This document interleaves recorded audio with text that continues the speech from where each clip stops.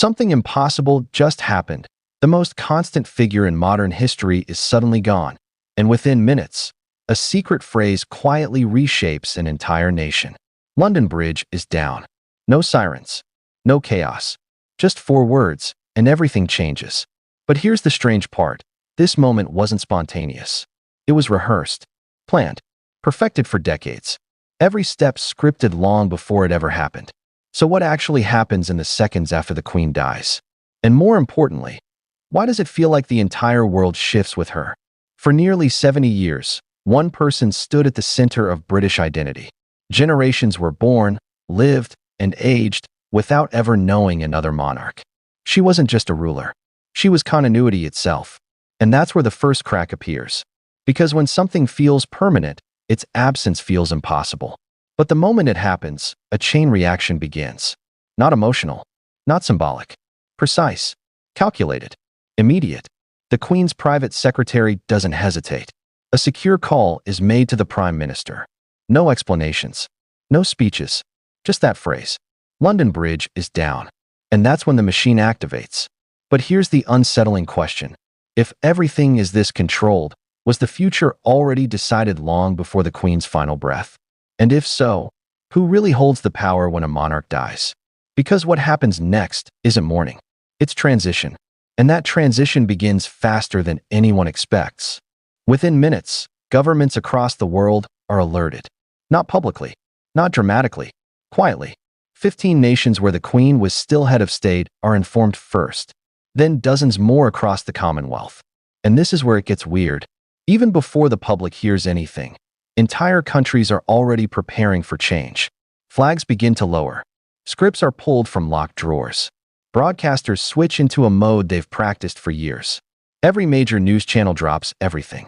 No music, no comedy, no interruptions. Just one story. But here's the twist. The media already knows exactly what to say. Obituaries? Written years in advance. Coverage? Planned down to the minute. Even the tone of voice rehearsed. It feels live. But in reality, it's been waiting.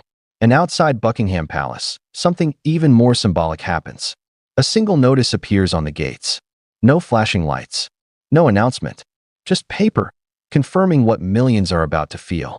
And that's when reality hits. Because now, it's no longer a plan. It's real. But what happens next changes everything. Because while the public begins to process loss, the system refuses to pause. In fact, it accelerates. Because while a nation mourns, a new king is already stepping forward. And that raises a question no one can ignore. Is the monarchy truly emotional? Or is it engineered to never stop? Less than 24 hours later, everything shifts again. At exactly 11 a.m., a new monarch is declared. No delay, no uncertainty. Prince Charles becomes king. Just like that. But here's the strange part. There is no gap. No moment where the throne is empty. Because the system doesn't allow it. The second one reign ends, another begins. And that's where things get uncomfortable. Because while the world is still grieving, the monarchy has already moved on. And that creates tension. Will people accept the new king the same way? Or was the Queen something unrepeatable? But that's not even the craziest part. Because behind the scenes, something even bigger is unfolding. A 12-day sequence, timed with precision.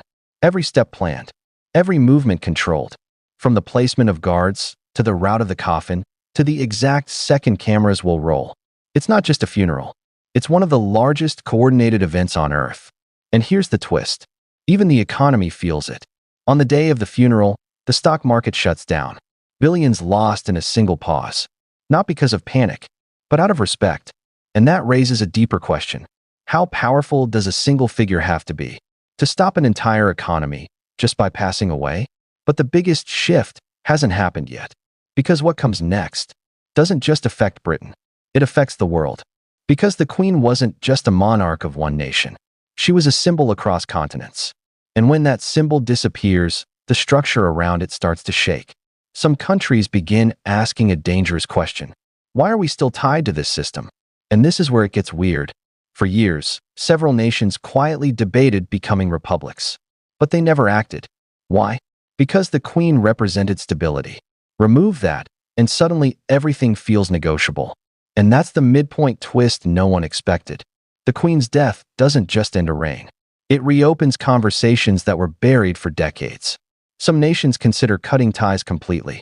Others question whether a monarch should exist at all. And now, those questions aren't theoretical anymore. They're urgent. Because for the first time in generations, the future of the Commonwealth isn't guaranteed. But here's the deeper layer. Operation London Bridge wasn't just about managing death. It was about controlling uncertainty, keeping everything calm, predictable, stable, even when everything is changing underneath. And that creates a chilling realization. If every reaction is planned, is any part of this moment truly natural? Or is the entire transition an illusion of control? Because what happens next could redefine everything people thought was permanent. As the final day arrives, the world watches. Leaders, nations, millions of people, all focused on one moment. The funeral, a carefully orchestrated farewell. Every step measured, every second timed.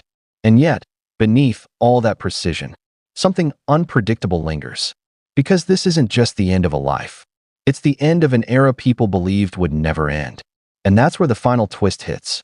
For decades, the monarchy felt untouchable, permanent, almost timeless. But now, it feels fragile. Because the one person who held it together is gone. And here's the unsettling question that remains. Was the monarchy strong because of the system? Or because of her? Because if it was her, then everything moving forward becomes uncertain. Public support, global influence, even its existence.